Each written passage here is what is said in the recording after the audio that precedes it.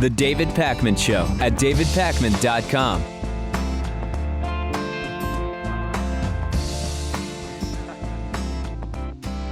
Normally we would talk about a bunch of news stories right now, but we have such a packed Friday show that we just don't have the time. So what I want to remind everybody is we are raising money.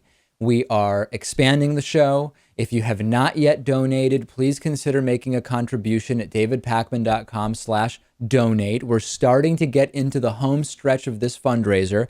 We have some announcements to make. We're close to making them. The goal for end of day today is $27,000, and we are very close to being able to make one set of announcements with regard to the fundraiser. Let's keep it going. I hope to have great news for you next week or early the following week. We have a great show for you today. Stay with us. davidpakman.com/donate is the website. And Louis, I know you're getting very excited about the upcoming announcements and future of the show. You've actually bought 2 million more memberships from what I heard. I did. It was, I think it's a wise investment. Right now, I think I'm over 1 billion memberships. I know it's a bit much to handle, but yeah, it's important. So again, davidpakman.com/donate. We have really great audience questions lined up for you today. And I'm glad you're with us on this Friday. The Friday show now in its second year. Very exciting. The David Pakman Show at davidpakman.com.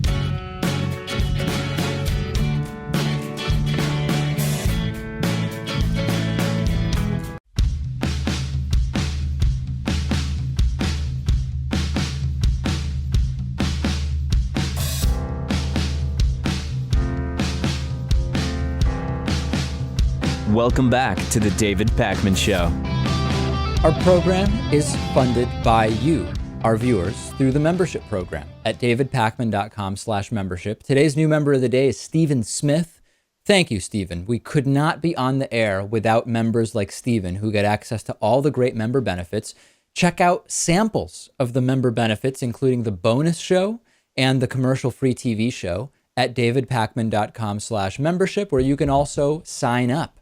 4 years ago this week, Miss USA had only 2 contestants that believed in evolution, and we are reminded of Miss South Carolina from years past. Of course, some people don't have maps, including places like such as the Iraq, as we were so eloquently told years ago. It seemed kind of that year like the contestants were acting like politicians. I got the feeling that they were kind of trying to take the position on evolution that they thought would win the most favor with the judges, as opposed to what they even really believed.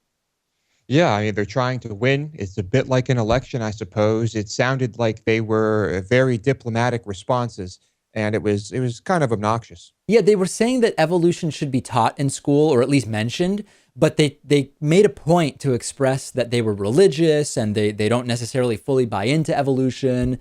It's really weird, and I would encourage you to review the evolution question video online. And just for fun, we should revisit some of our favorite Miss USA moments. This first one is from 2 years ago, where Miss Utah, this is so insane, addressed income inequality. Take a look.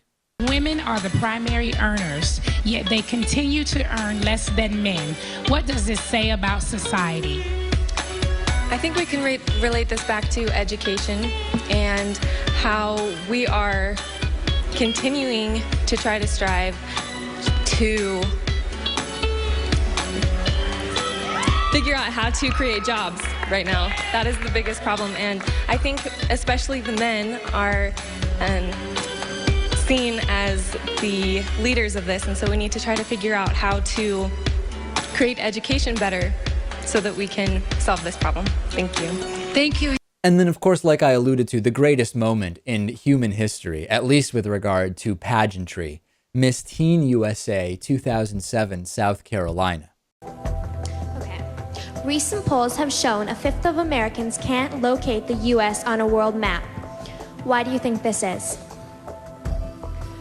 I personally believe that U.S. Americans are unable to do so because some people out there in our nation don't have maps, and I believe that our education, like such as in South Africa and the Iraq, everywhere like such as, and I believe that they should, our education over here in the U.S. should help the U.S.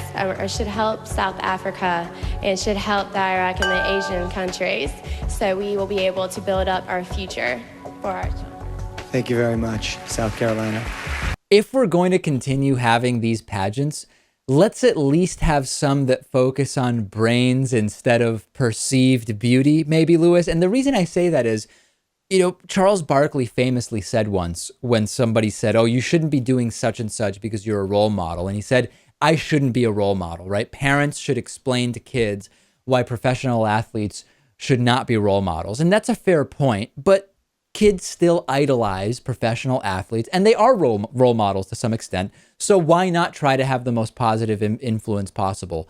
These pageant contestants, for some, may be quite the same in terms of the role they play.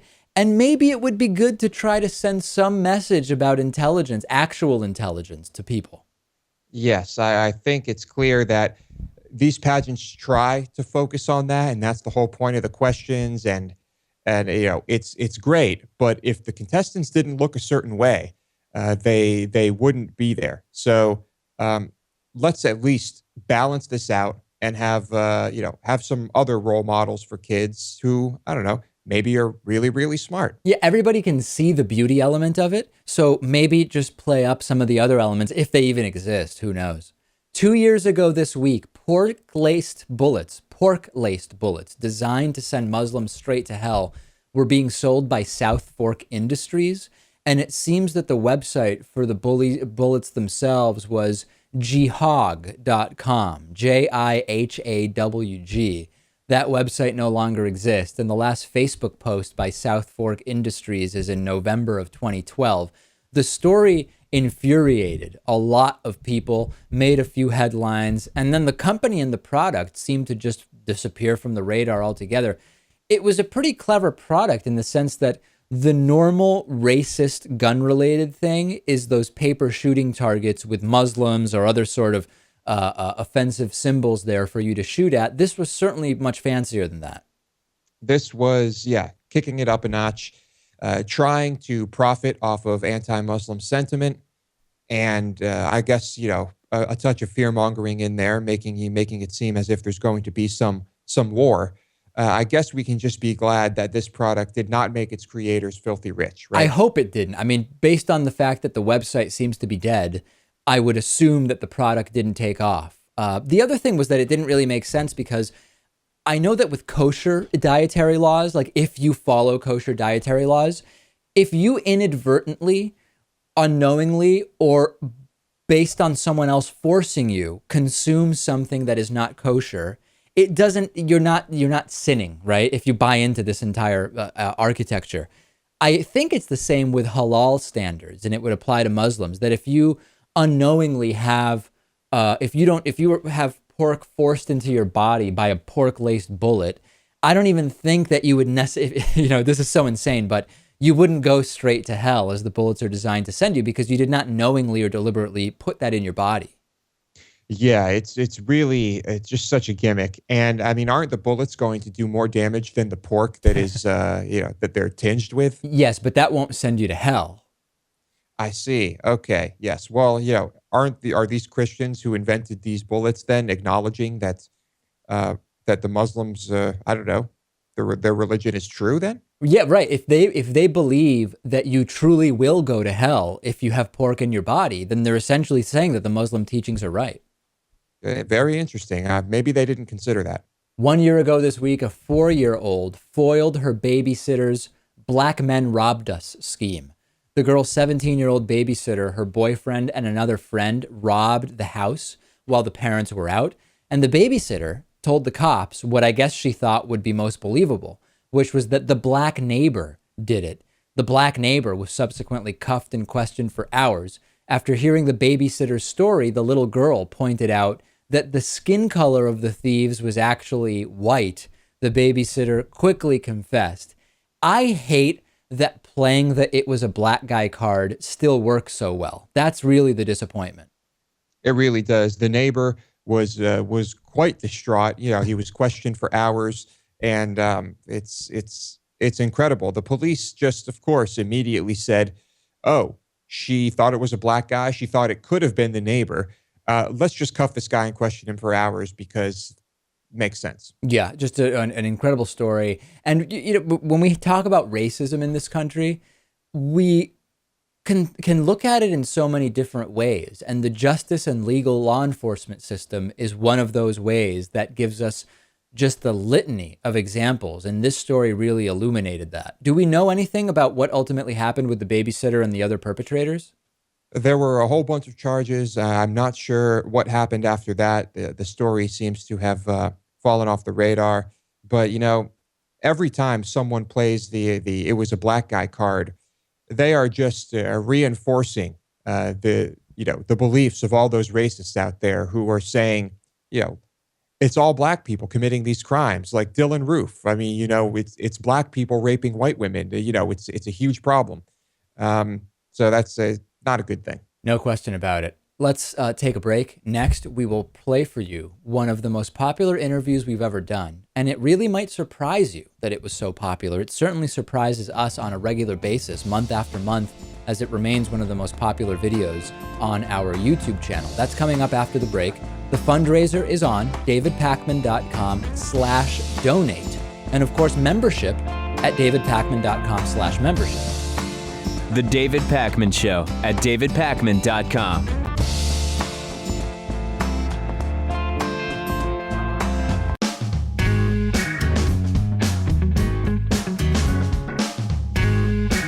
Welcome back to the David Pakman Show. This week's interview is one that has done incredibly well. It's one of the most popular interviews we've ever done, and it is actually kind of surprising because it's with William Labov, a professor of linguistics, and the interview is back from January of 2013, about 2.5 years ago. And we talked about the different dialects in the US and how American dialects and accents are kind of changing. And I have received so many emails from linguistics professors and English professors in high schools and colleges who show this interview to students because William Labov is such a well-known scholar of English and of language that it has become one of our most popular interviews, and it is not a topic I would have expected to do so well. So we will go back to that. William Labov, alive and well at 87 years old. He was 84 or 85 when he joined us back in 2013. Let's get right into that interview. Joining me is William Labov. He's a professor of linguistics at the University of Pennsylvania, also author of this book, Dialect Diversity in America, The Politics of Language Change. So, Professor Labov, thanks so much for being here. This is a fascinating topic to me. I think a good way to start would be, how many distinct dialects do you identify in the United States? Well, on the map of our Atlas of North American English, there's about 15. They differ as far as their size and importance are concerned. People used to think of the American dialects as North, South, and General American. But there isn't any such thing as General American.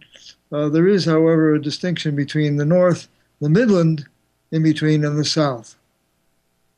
So when people use this term, which I don't even know if it's a term you agree with, but kind of a generic American accent, what are they really referring to in your experience? Well, there are some dialects where change is not so active. And I think that people point to the Midwest around Iowa as dialect that is missing some of the marked features of the Northeast, the South, or the North. Understood. So when we talk about different dialects taking on negative connotations sometimes, right? We see situations where there's sometimes stereotypes around certain dialects. One of them, I think that's a common one, is that certain Southern dialects reflect either lack of intelligence or lack of education. I'm curious, what's your opinion of how those connotations develop around certain American dialects? There's two dialects that are marked as in this negative way that you talk about. And the first is the one, it was not the South, but New York City. My first study was called The Social Stratification of English in New York City. And I faced with the fact that New York is what we called a sink of negative prestige. Or another way to put it was that if you're dead on Madison Avenue if you sound like New York. Well, that tendency goes way back. It was once noted by the great dialectologist Raven McDavid that the line surrounding New York City is the same as the line of the occupation of the city by the British troops in the War of 1812. Whereas most big cities have an area of 100 miles radius around them showing their influence, like Philadelphia, Boston, Charleston. New York City is tightly confined. And the reasons for this particular stereotype and negative pattern are hard to put your hand on because New York is the leader in fashion, in finance, in so many other areas, even in graffiti. New York is the big cultural influence of the city. But as far as language is concerned, it is stamped as being uncouth or a lower class. Sure. Okay, and then also I would love to get your thoughts on this kind of prototypical Southern accent. And the reason I'm interested in that is we've had a number of interviews on this program with different people. And what we find is often we'll interview someone who grew up in the South, went to school in the South, lived in the South their entire life, but they have no particularly noticeable accent that appears to be from there. And I guess what really my question is do you have any evidence to suggest that there are people that may either deliberately or by osmosis, maybe from being involved in higher education, lose what may be a kind of particularly regionalized dialect? What is the process by which that happens in your experience? Well, the influence of higher education on local phonology is the name of a research project that we're engaged in right now. And it used to be that going to college I used to think was bad for you. As a linguist, I like people to use their native personal accent they grew up with. We have to face the fact that certain dialects have negative prestige. I mentioned New York, and it's true what you suggested about the South. In our atlas, we find that almost all of the dialects of the United States are becoming more different from each other, are growing and developing, and their idiosyncratic features becoming stronger. The South is different. The South is receding slowly, but gradually.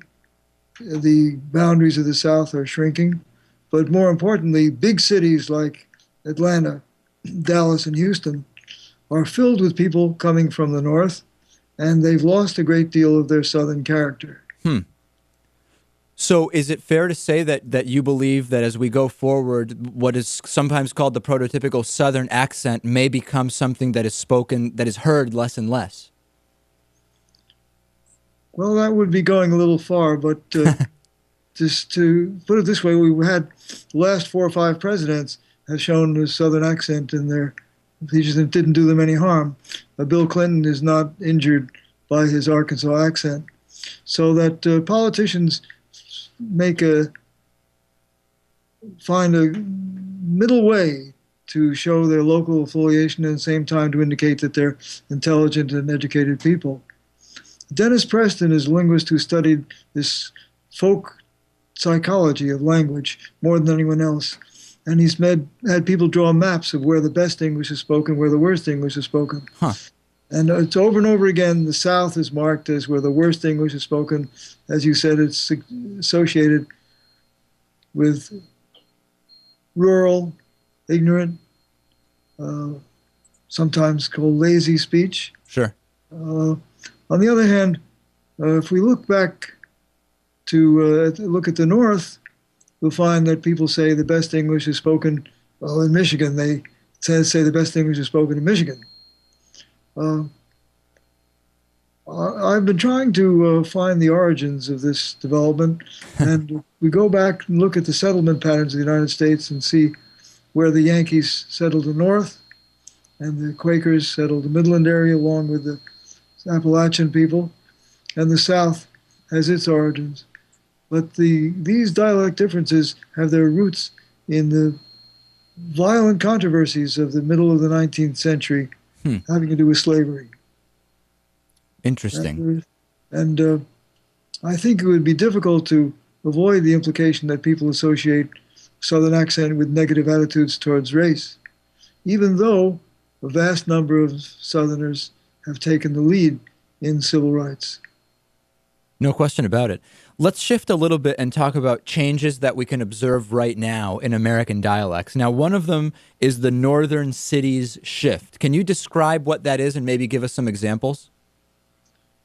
Well, I've got a map from the Atlas that to look at here, and we can see this area called the North outlined in blue, and within that there's an area called the Inland North, which is surrounding the Great Lakes.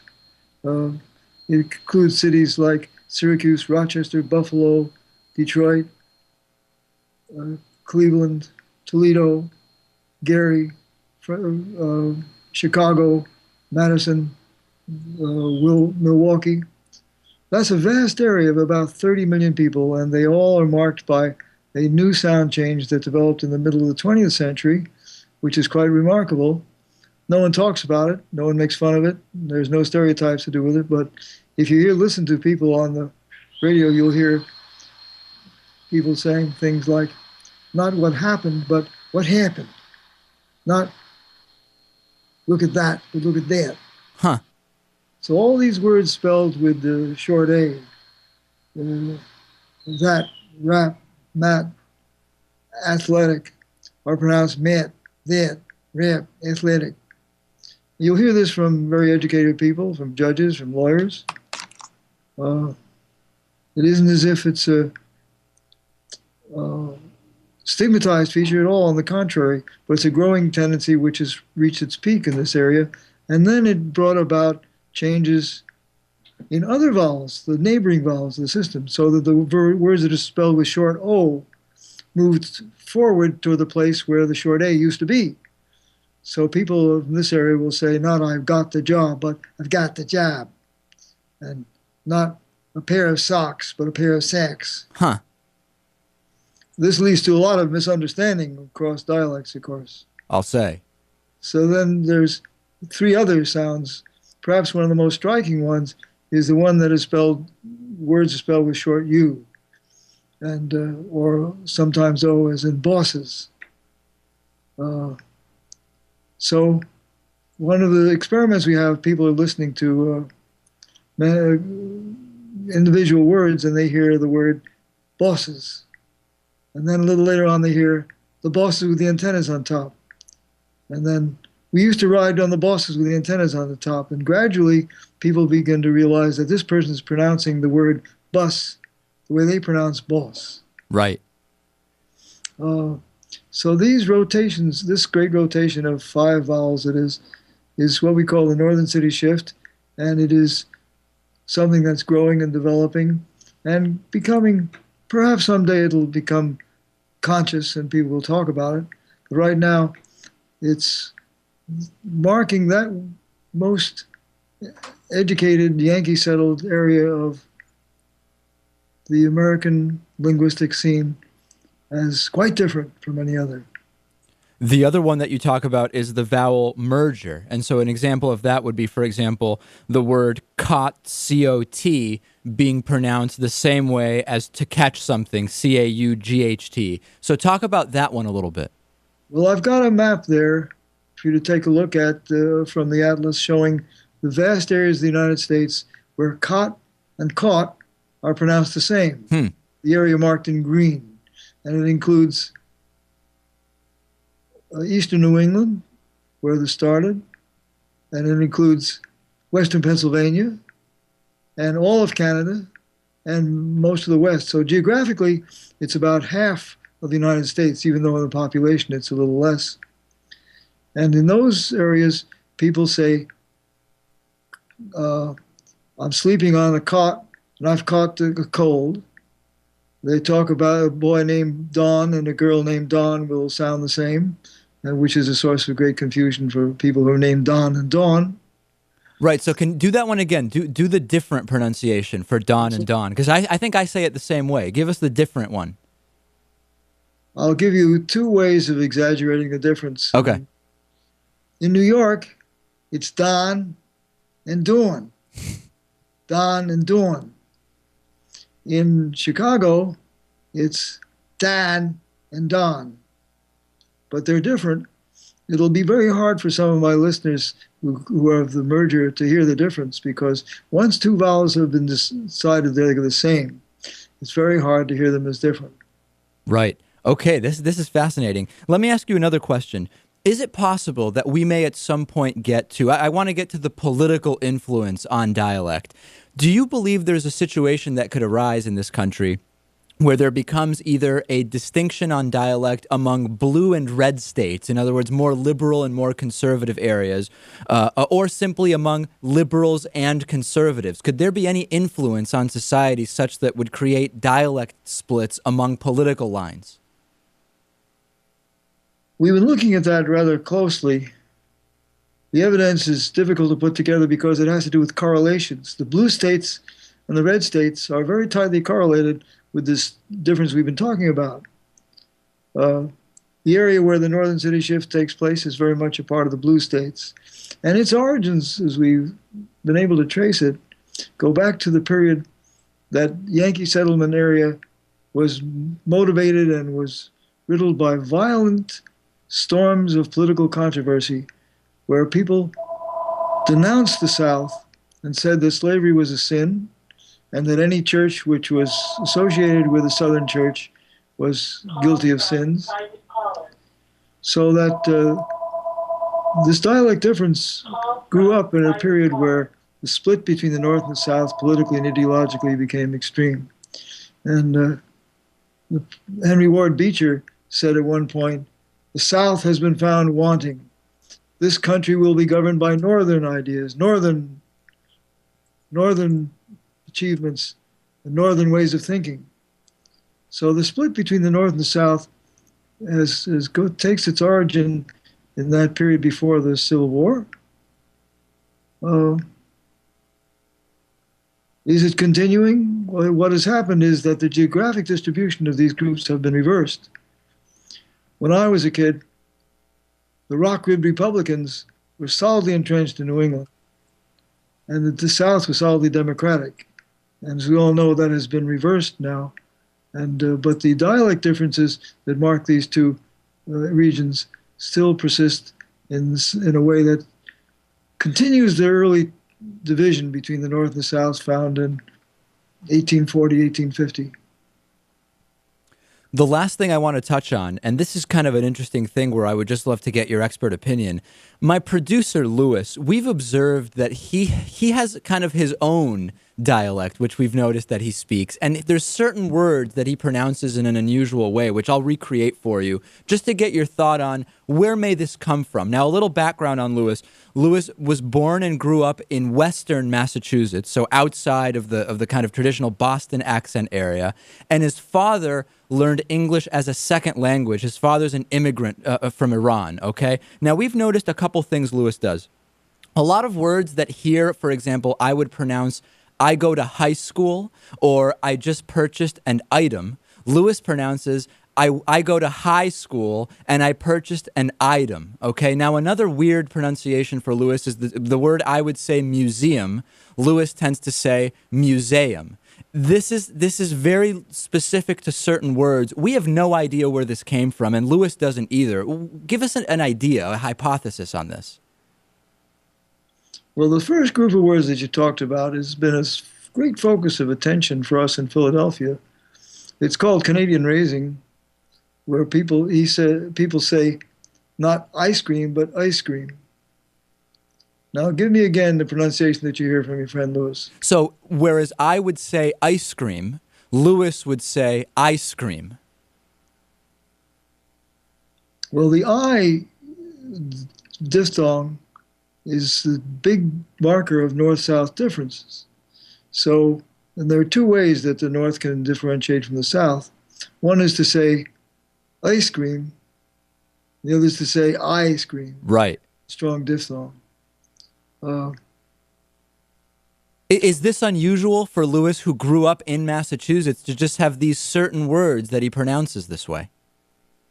Well, the certain words you're talking about, I assume, are not just an individual word, but a member of a group. Right. So people who say bike and write and sight also say pipe and life, taking the whole group of words that end in what we call voiceless consonants. So the example you gave of ice cream, and two examples are those that come before S, F, P, T, K, which are consonants that we call voiceless. I don't hear in your reproduction of Lewis's speech any of the major tendencies that are marked in New England. I don't either, yeah. No, it seems to be different. But in general, we could say that people are not marked by the pronunciation of their parents. You used to think that ethnicity, where your parents came from, would be the strongest influence on your local dialect.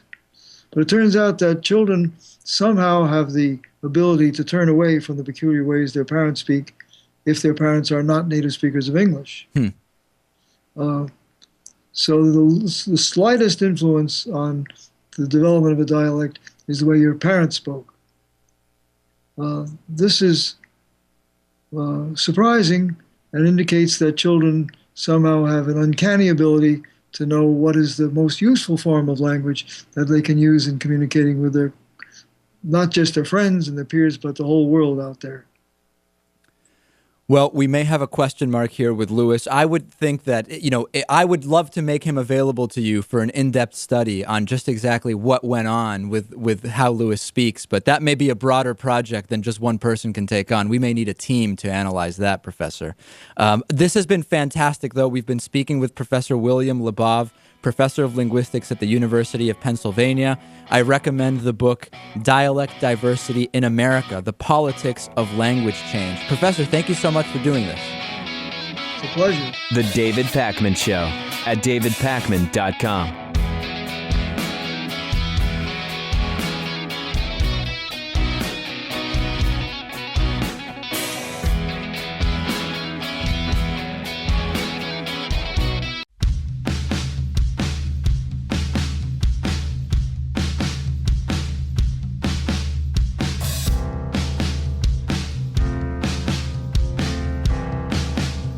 Welcome back to the David Pakman Show.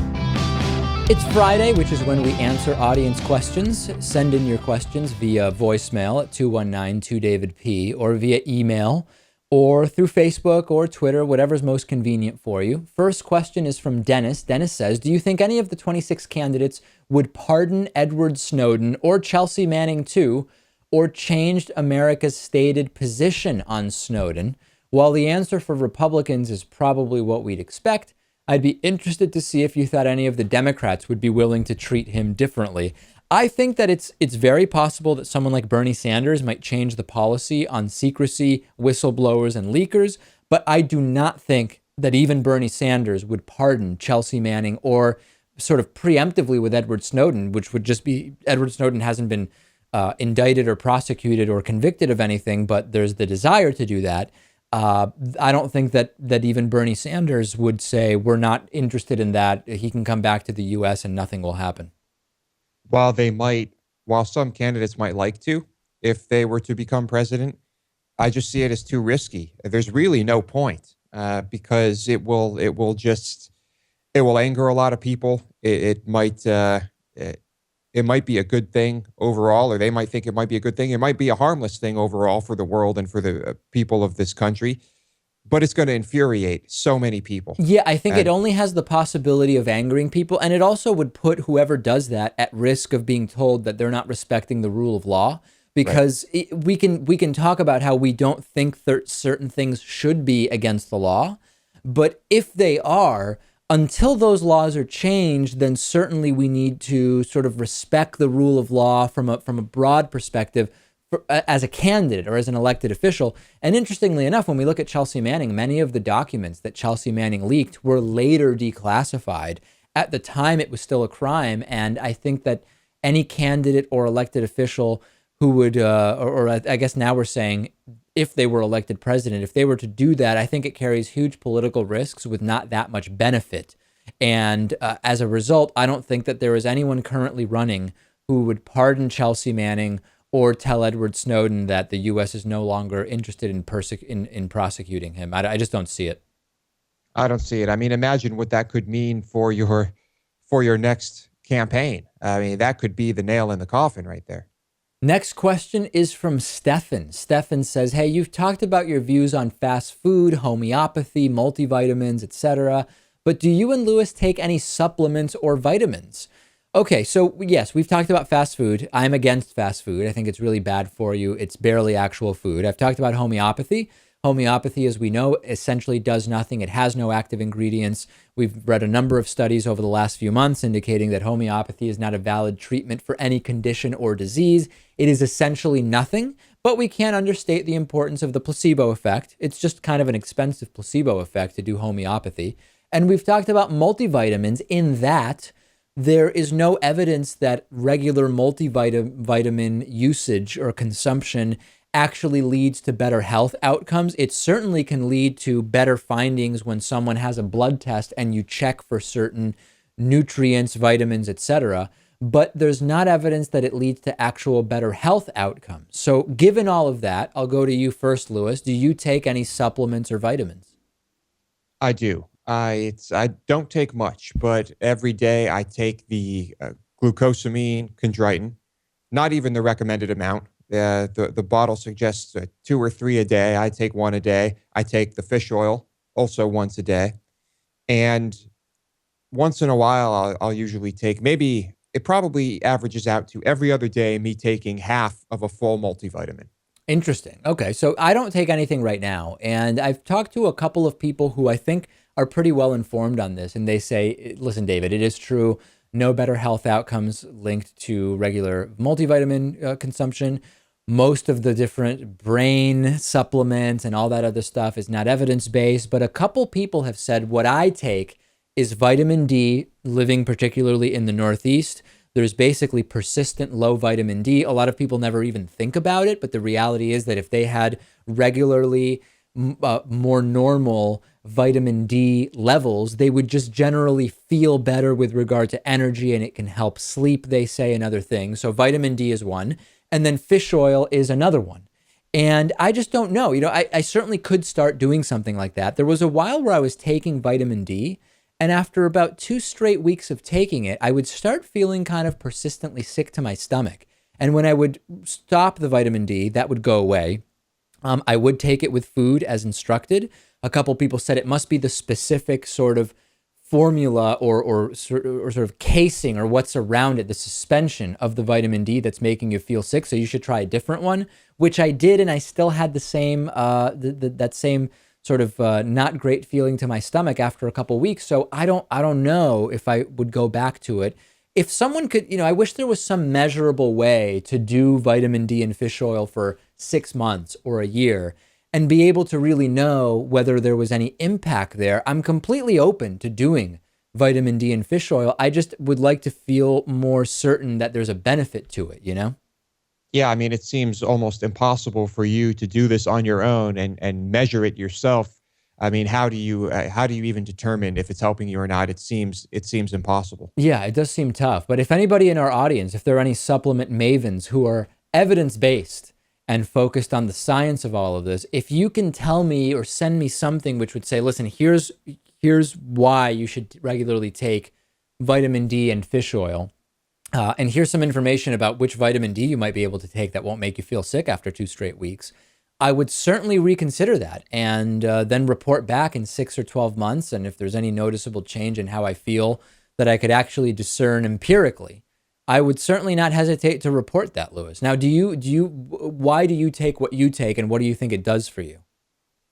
Well, the glucosamine chondroitin is for joints, right?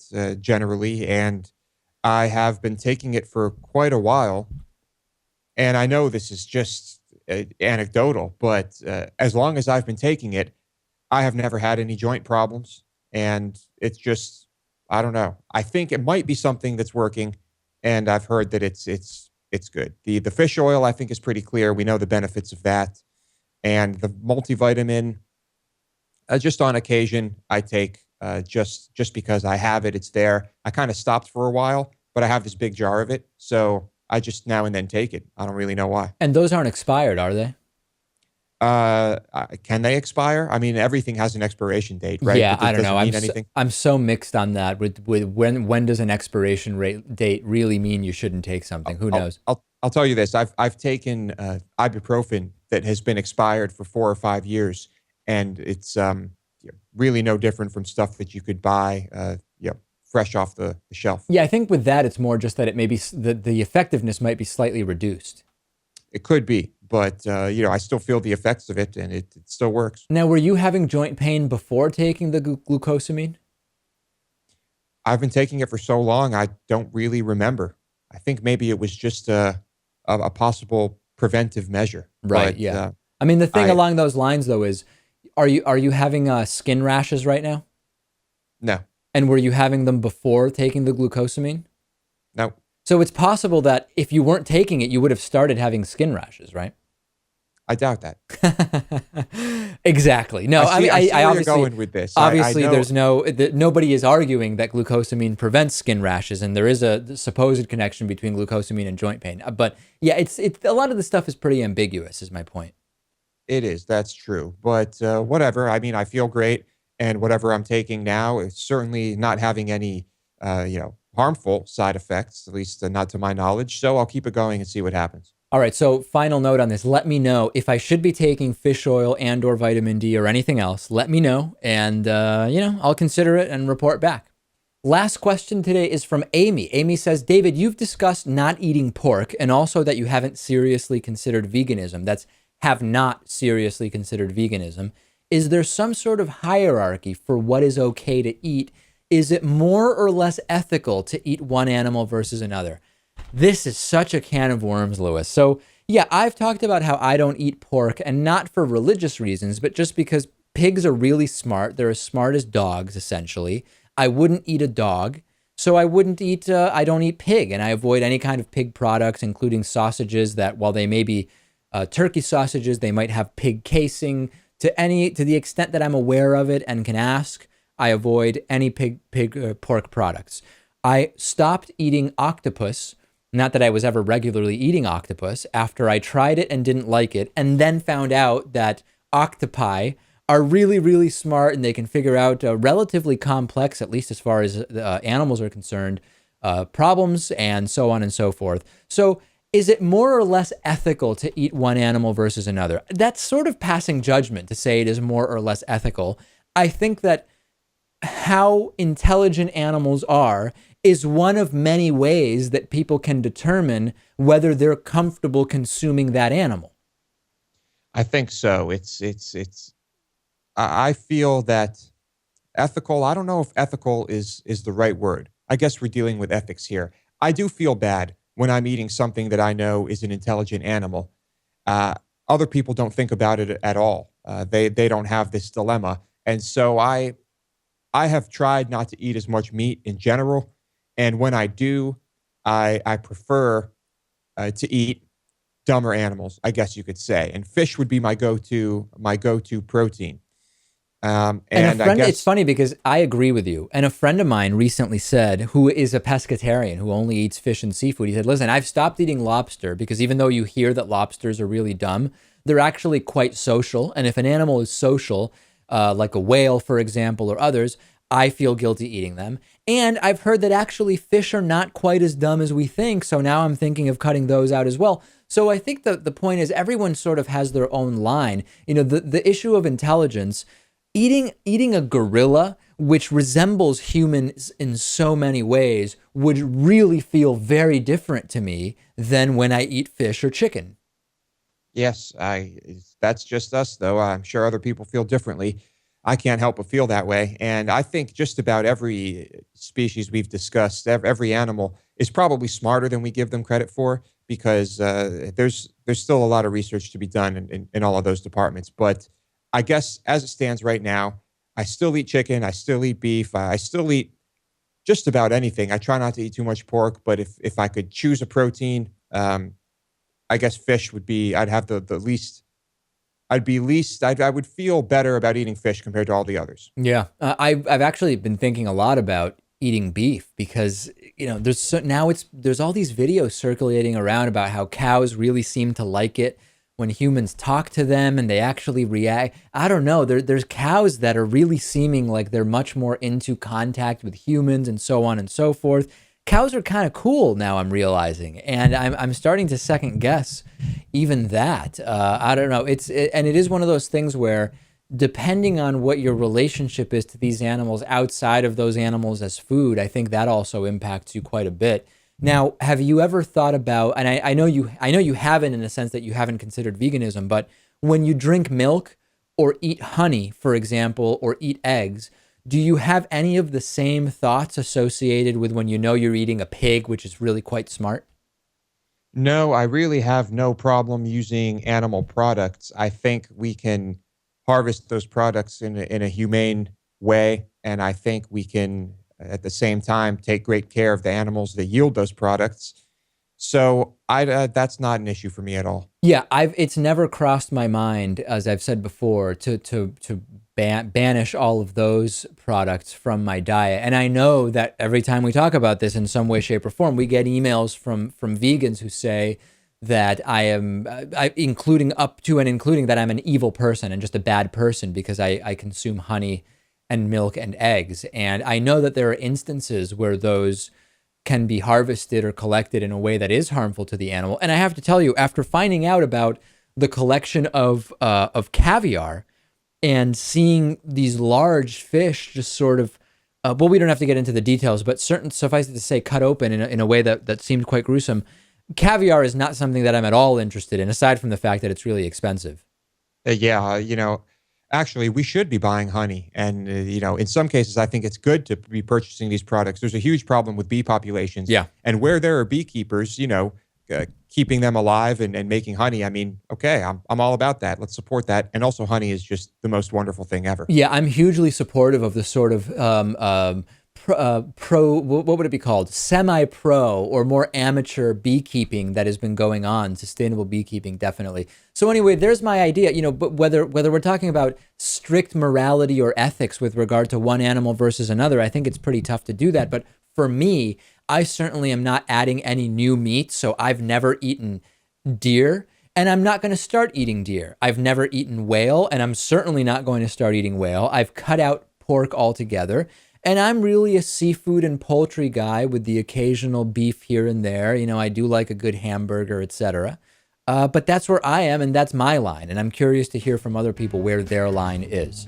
Make sure to sign up for membership and get access to the bonus show, which is coming up right after this show. Check out a sample bonus show and sign up at davidpakman.com/membership.